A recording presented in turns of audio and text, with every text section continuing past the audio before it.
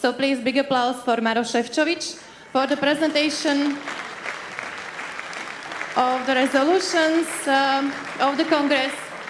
Maros is the chief negotiator for the PS resolutions. So the floor is yours. Thank you.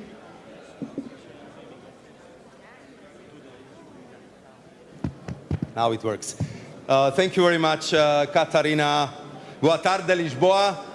Bonsoir, mes amis. Good evening, Europe.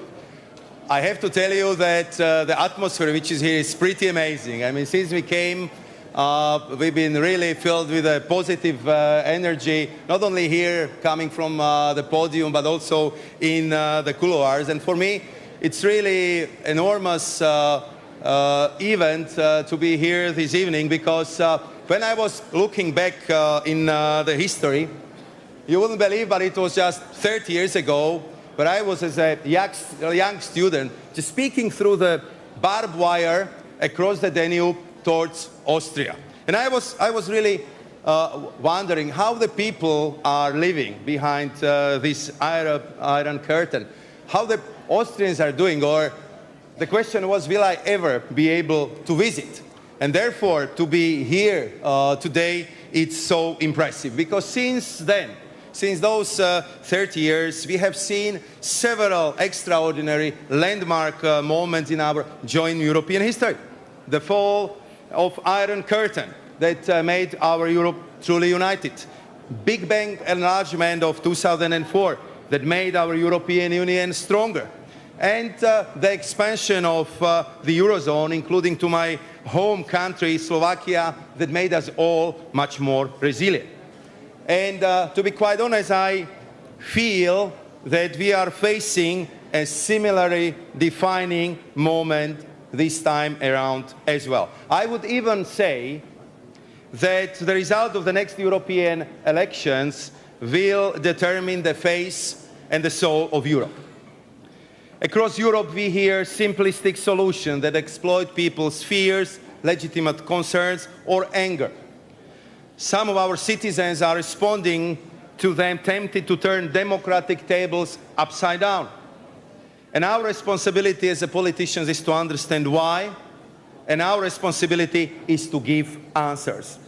Therefore, today is a big day, and therefore, tomorrow will be also a big day. Because today and tomorrow, we are energizing and displaying what we can and what we will do together as a social democratic family to push forward concrete, convincing, inspiring solutions for the people of Europe. And I am proud to belong to the European socialist and progressive forces that are well placed to meet people's expectations. Today's 8 resolutions that we are about to vote on are the best proof of that. What is the common denominator? The common denominator is equality. More precisely, our resolve to respond to a sense of inequality and a sense of uncertainty that our people experience vis-à-vis current societal changes. We want Europe of social equality, and we want Europe of economic equality. People now feel that the benefits of globalizations are not distributed fairly, and that the gap between rich and poor is widening.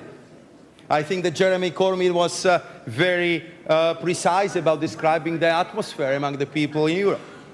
But the gaps exist not only within our respective societies, but also between our member states. As it was recently pointed even by the European Central Banks, economies of Central Eastern and Southeastern Europe have made tremendous progress in catching up to the EU average. But now, since the outbreak of the crisis in 2008, this convergence has practically stopped. Living standards in Europe are also uneven. People in Central and Eastern European countries earning only half of that what their colleagues earn in the West. And without credible prospects of lower income countries catching up soon, there is a risk of that the people living there began questioning the very benefits of the memberships of the EU or the Eurozone. Therefore, we need to restart the European integration and convergence engine again within our societies and among our member states.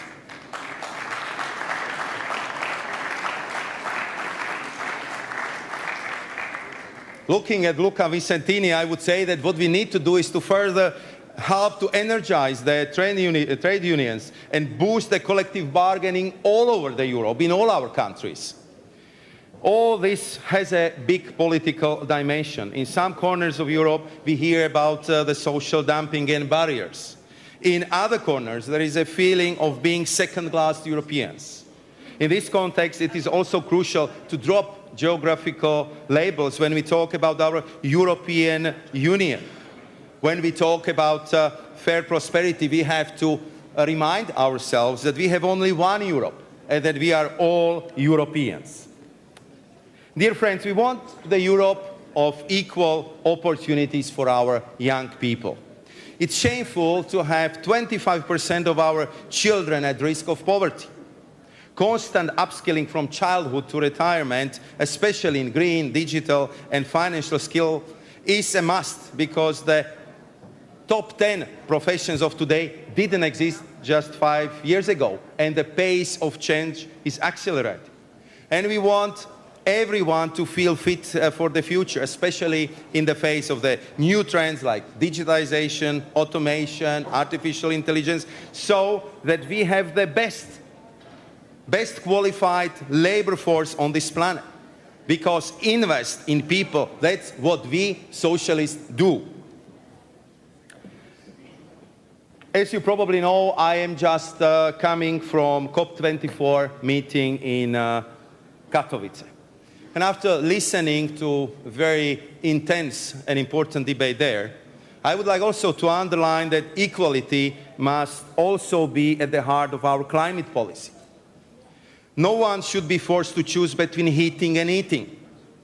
It's unacceptable to have energy poverty in the 21st century when 54 million people cannot afford to heat their homes in winter, and roughly equal number cannot pay their energy bills, or they have to live in damp or leaky homes.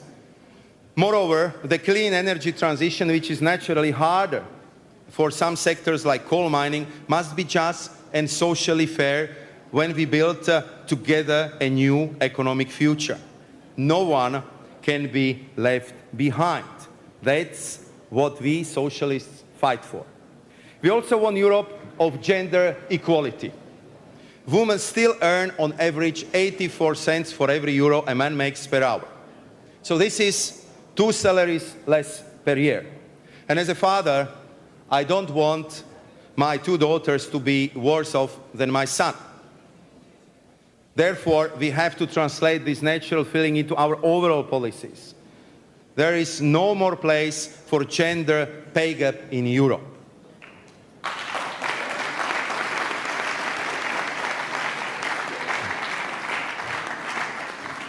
People also expect of us that we will deliver on fair and progressive asylum and migration policies that work for all. Europe will never turn back its back to the most vulnerable ones fleeing wars of persecution. At the same time, Europe will not cave in to human traffickers or brutal smugglers who risk people's lives. Therefore, we must manage the situation in countries where the refugees are coming from. We are just working on a better partnership with Africa to make sure that we would change the situation on the ground, and we will help the people to improve their economic lives. We have to invest in integration policies that must go hand in hand with orderly legal migration. While striving for all this, the European Union must remain the strongest advocate of our democratic values, solidarity, freedoms, and the rule of law. We must fight against every kind of discrimination. We must continue empowering civil society, and we must promote these universal values not only in Europe, but also in the developing world. Our values can and should be our main assets.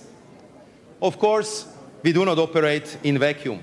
The rule-based international order and institutions are being challenged, and it's fair to say that we have hardly been challenge more from outside as much as we are challenged today.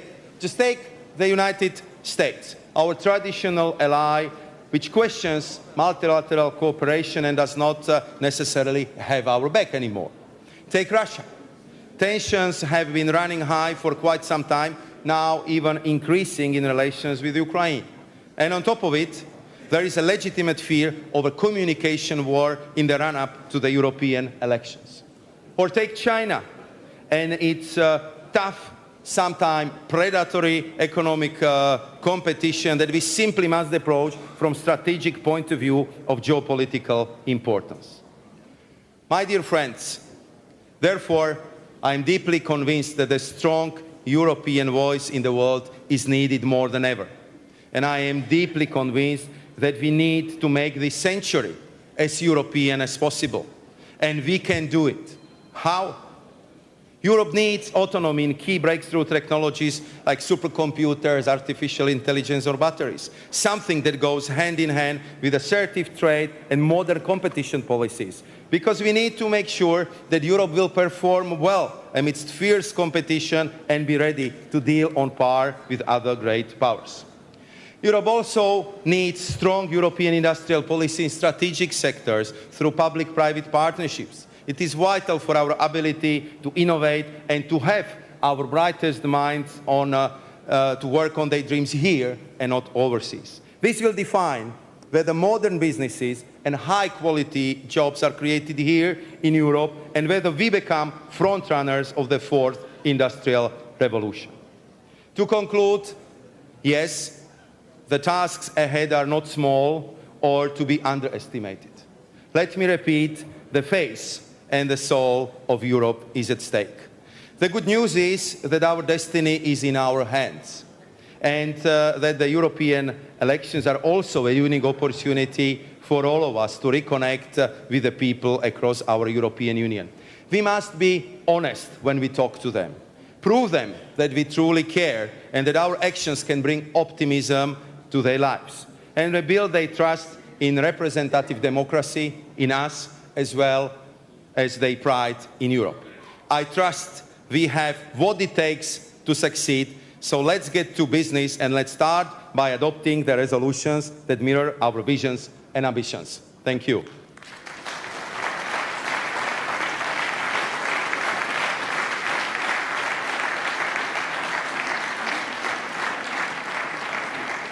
And now, if you allow me, I would call on the vote for the resolutions in one vote on social Europe, on empowering youth, gender equality, progressive economy, resolution on a healthy environment and food, green growth and modern industries, resolution for a stronger democracy in Europe, resolution for fair and progressive asylum and migration policies that work for all, and resolution for fair, sustainable, peaceful and prosperous world. So if you're allowed to ask me, who is in favor? Abstention? Against? I think the motion is passed. Congratulations to the great resolution.